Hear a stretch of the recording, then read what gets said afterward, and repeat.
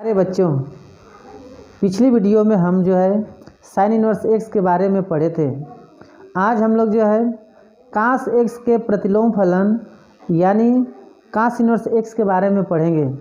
आपको कहीं पर किसी तरह की कोई प्रॉब्लम होगी तो कमेंट बॉक्स में कमेंट जरूर लिखिएगा। हम लोग जो है आज जो है कास इनवर्स एक्स के बारे में पढ़ते हैं। ध्यान देंगे, हम मान लेते हैं कि एफ एक्स जो है कास एक्स के बराबर है।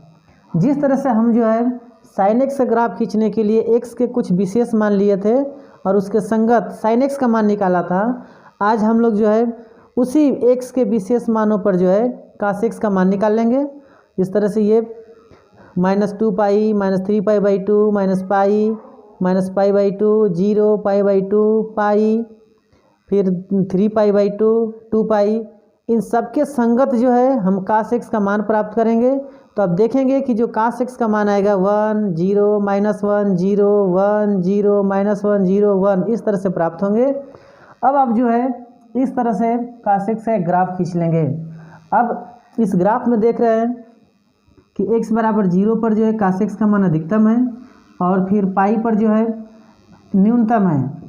कास एक्स जो है 0 और पाई के बीच में, कास एक्स 0 और पाई के बीच में जो है एक एकाएकी और आच्छादक फलन है। 0 और पाई के बीच में कास एक्स जो है एक एकाएकी और आच्छादक फलन है। जब इस अंतराल में यह एकाएकी और आच्छादक फलन है तो हम लोग जो है इस अंतराल में कास एक्स का प्रतिलोम फलन बड़े आसानी से ज्ञात कर सकते हैं। यानी कास एक्स का जो प्रतिलोम फलन होगा उसको हम लोग प्रदर्शित करेंगे किससे? कास इनवर्स एक्स से।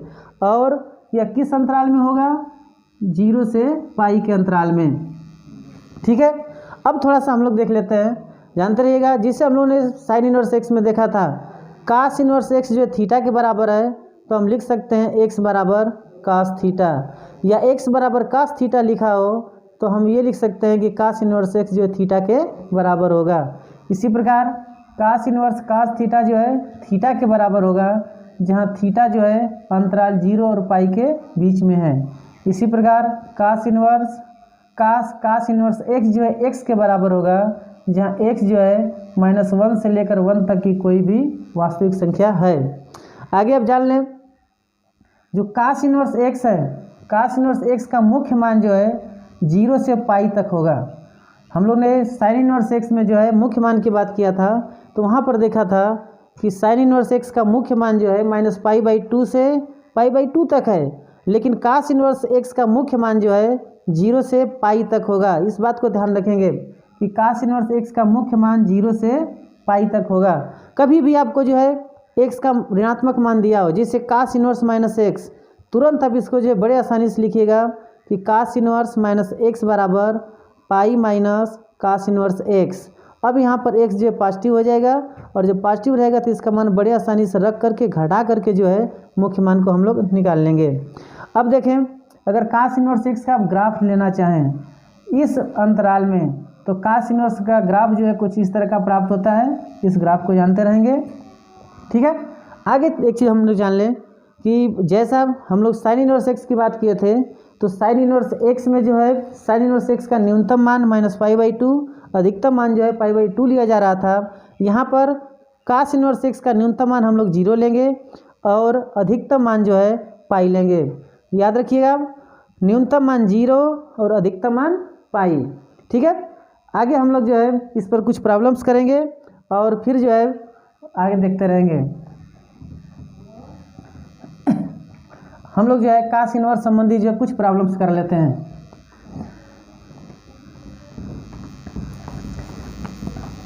हाँ, ध्यान दीजिएगा, जिसे हम लोग मुख्य मान ज्ञात कर रहे थे साइन इनवर्स में, अगर आपको कह दिया जाए कि कास इनवर्स 1/2 का मुख्य मान ज्ञात कीजिए, मुख्य मान ज्ञात कीजिए, कैसे ज्ञात करेंगे? ध्यान दीजिएगा, देखिए कास इनवर्स 1/2 पॉजिटिव है, धनात्मक है। हम लोग जानते हैं कि 1/2 जो है कास पाई/3 का मान होता है, कास 60 अंश का मान होता है। यानी इसको हम लिख सकते हैं cos inverse cos pi by 3, cos inverse cos pi by 3। यहाँ पर देखिए पाई बाई 3 जो है ये बिलोंग करता है 0 और पाई के बीच में, इसी के बीच में कहीं है, इसलिए हम इसको लिख सकते हैं पाई बाई 3।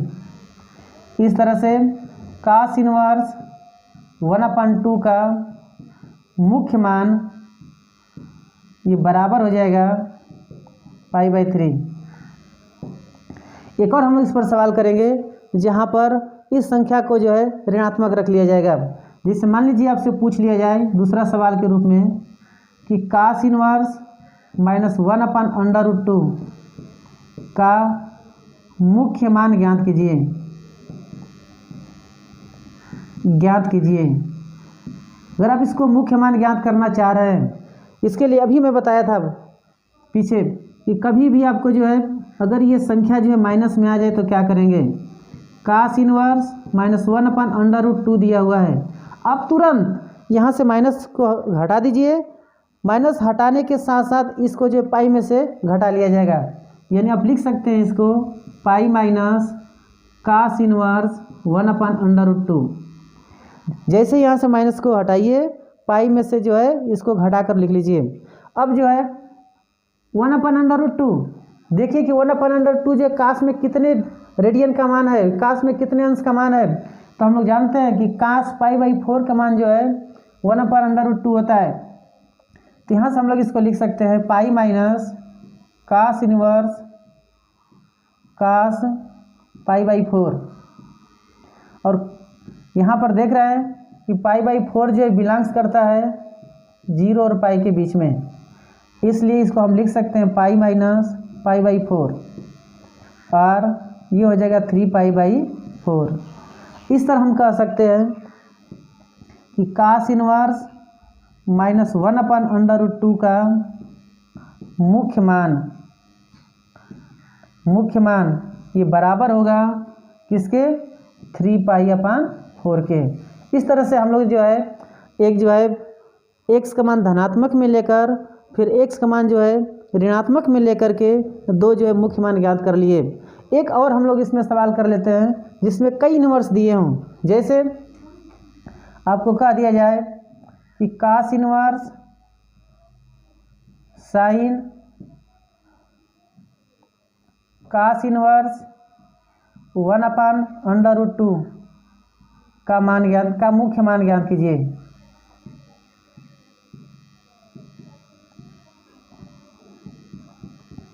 ज्ञात कीजिए। आप कैसे ज्ञात करेंगे, ध्यान दीजिएगा, इसमें कई जगह, दो जगह कास इनवर्स दिया है, एक जगह साइन भी दिया है।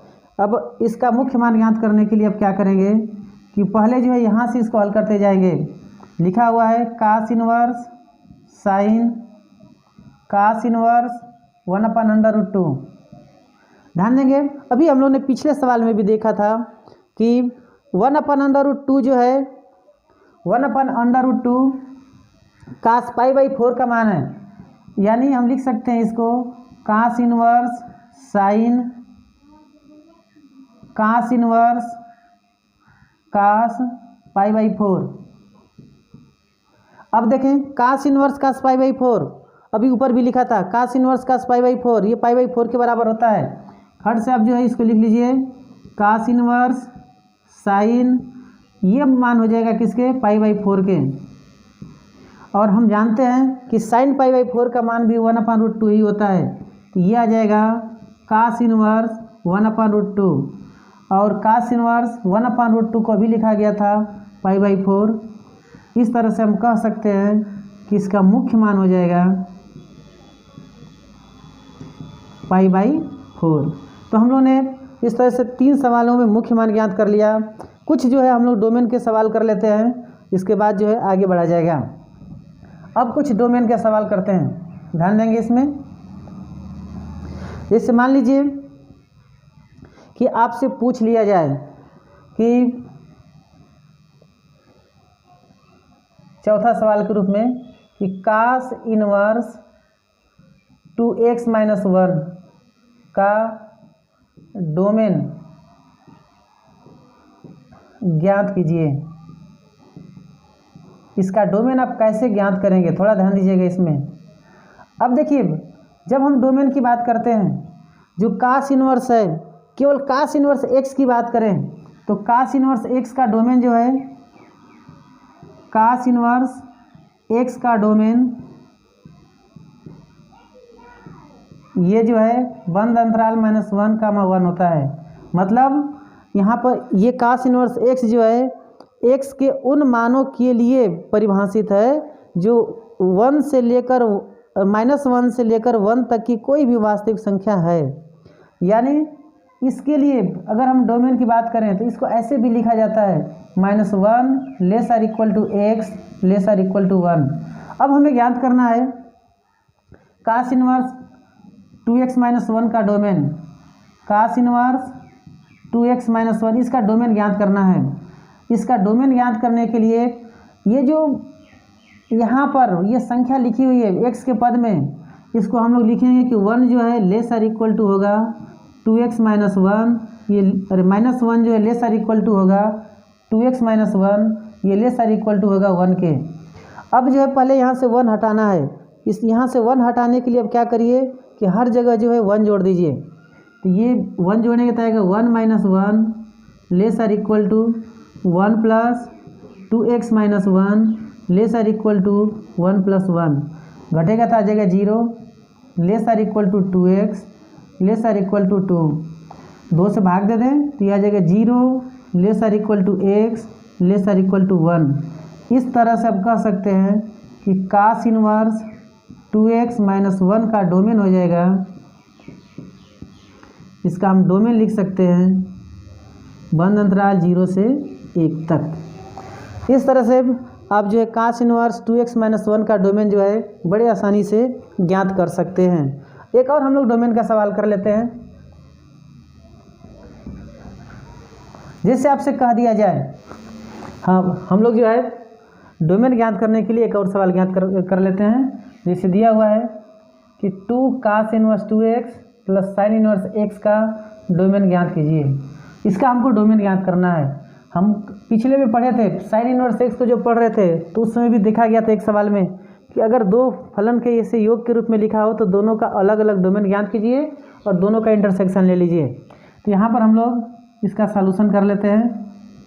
हम लोग जानते हैं कि कास इनवर्स x का भी, अगर कास इनवर्स x की बात करें तो कास इनवर्स x का डोमेन होता है, इसका डोमेन होता है -1 lesser equal to x lesser equal to 1। यानी इसका डोमेन निकालने के लिए जो है 2x को ले लेते हैं यहाँ से, जिसे दिया हुआ है 2 कास इनवर्स 2x, इसका हमको डोमेन ज्ञात करना है। यहाँ पर हम लिखेंगे कि -1 lesser equal to 2x lesser equal to 1, 2 से भाग दे दीजिए। तो जब 2 से भाग देंगे तो आएगा -1/2 lesser equal to x lesser equal to 1/2। इस प्रकार हम कह सकते हैं कि 2 कास इनवर्स 2x का डोमेन ये बराबर हो जाएगा बड़े कोष्टक में -1/2 कामा 1/2। ठीक है। अब हम लोग देखते हैं साइन इनवर्स x। यहाँ से साइन इनवर्स x का डोमेन लिख लीजिए। तो साइन इनवर्स x का डोमेन हो जाएगा, ये हो जाएगा -1 कामा 1। अब हमको जो है इस पूरे का डोमेन ज्ञात करने के लिए इन दोनों का इंटरसेक्शन लेना पड़ेगा। तो f(x) यानी ये पूरा फलन 2 cos inverse 2x plus sine inverse x का डोमेन, इसका डोमेन लेने के लिए हम लोग क्या करेंगे, दोनों का इंटरसेक्शन ले लेंगे। -1/2 कामा 1/2 इंटरसेक्शन -1 कामा 1। देखिए आप -1 से लेकर और -1/2 से लेकर 1/2 तक की जितनी भी वास्तविक संख्याएं होंगी इन दोनों में कॉमन होंगी। तो इस तरह से इसका डोमेन लिख सकते हैं -1/2 कामा 1/2, यानी 2 cos inverse 2x plus sine inverse x का डोमेन हो जाएगा बड़े कोष्टक में -1/2 कामा 1/2, यानी -1/2 से लेकर 1/2 तक की सभी वास्तविक संख्याएं जो है इस फलन की डोमेन हो जाएंगी। एक और सवाल हम लोग कर लेते हैं, फिर जो है आगे एक चीज़ों को अगले वीडियो में देखते रहेंगे। जैसे मान लीजिए कि आपको दे दिया जाए कि 6वां सवाल के रूप में, यदि X Y Z belongs to -1, 1 इस प्रकार है कि cos inverse X plus cos inverse Y plus cos inverse Z बराबर 3 पाई। तो आपको मान ज्ञात करना है x plus Y plus Z का मान ज्ञात कीजिए। इस तरह का कोई सवाल दिया हो तो आप कैसे करेंगे, ध्यान रखेंगे यहाँ पर कि जो cos इनवर्स x है, cos इनवर्स x का अधिकतम मान जो पाई के बराबर होता है, cos इनवर्स x का अधिकतम मान हो जाएगा कितना, पाई। इसी प्रकार cos इनवर्स y का मान अधिकतम मान भी पाई होगा, cos इनवर्स z का भी अधिकतम मान कितना होगा, पाई होगा। तीनों का अधिकतम मान पाई हो सकता है, इससे अधिक हो ही नहीं सकता है। इसका मतलब ये हुआ कि cos inverse x plus cos inverse y plus cos inverse z equal to 3 pi. ये तभी संभव है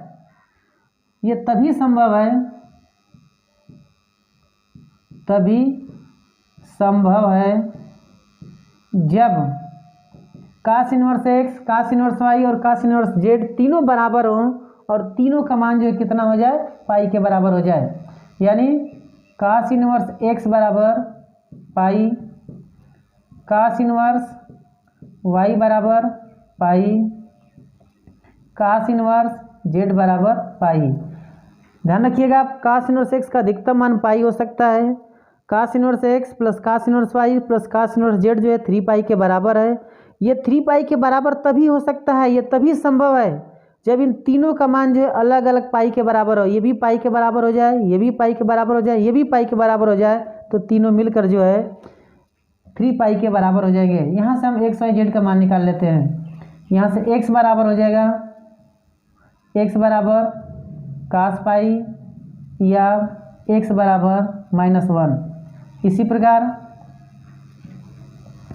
y बराबर cos पाई यानी y बराबर हो जाएगा -1 और z बराबर cos पाई या यहाँ से कर सकते हैं z बराबर -1। अब हमें ज्ञात करना है x plus Y plus Z का मान। तो x plus Y plus Z बराबर हो जाएगा -1 प्लस -1 प्लस -1, कुल मिलाकर हो जाएगा -3। ठीक है, जो है हम लोग यहीं तक करेंगे। ठीक है, अब आपको जो है मैं कुछ प्रॉब्लम दे देता हूं जिसको खुद से सॉल्व कीजिएगा और कहीं पर कोई दिक्कत होगी तो ज़रूर बताइएगा। आपसे कह दिया जाए पहला सवाल के रूप में कि cos इनवर्स -√3/2 का मुख्य मान ज्ञात कीजिए।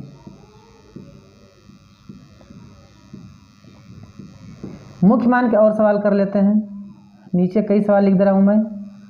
निम्नलिखित का मुख्य मान ज्ञात कीजिए। इस पर हम 2-3 सवाल आपको लिख दे रहे हैं, इसको हल करिएगा। जिससे पहला दे दिया जाए कि जिसे हमने cos इनवर्स -√3/2 को लिख लिया। अब जो है sin इनवर्स और cos इनवर्स दोनों को मिलाकर लिख लेते हैं। जिसे कह दिया जाए कि cos inverse 1/2 plus 2 sin inverse 1/2 का मुख्य मान ऊपर से लिख दिया है। दूसरा cos inverse -√3/2 plus sin inverse 1/2। तीसरा लिख लेते हैं cos inverse 1/2 minus sin inverse -√3/2। इन तीनों का मुख्य मान आप लोग याद कीजिएगा। एक और सवाल लिख लेते हैं। इन 3 सवालों का हल कीजिएगा। किसी तरह की कोई दिक्कत होगी तो ज़रूर बताइएगा। तीसरा सवाल है कि यदि XYZ बिलोंग्स टू बड़े कोष्ठक में -1, इस प्रकार है कि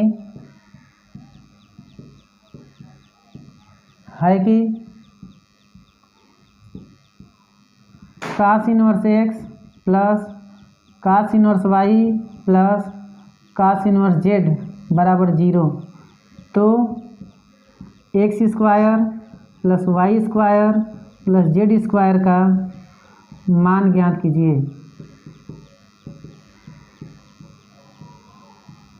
ठीक है, ये 3 सवाल दिए हैं, आप इन 3 सवालों को हल कीजिएगा। किसी तरह की आपको कोई प्रॉब्लम आएगी तो कमेंट लिखकर जरूर बताइएगा। धन्यवाद।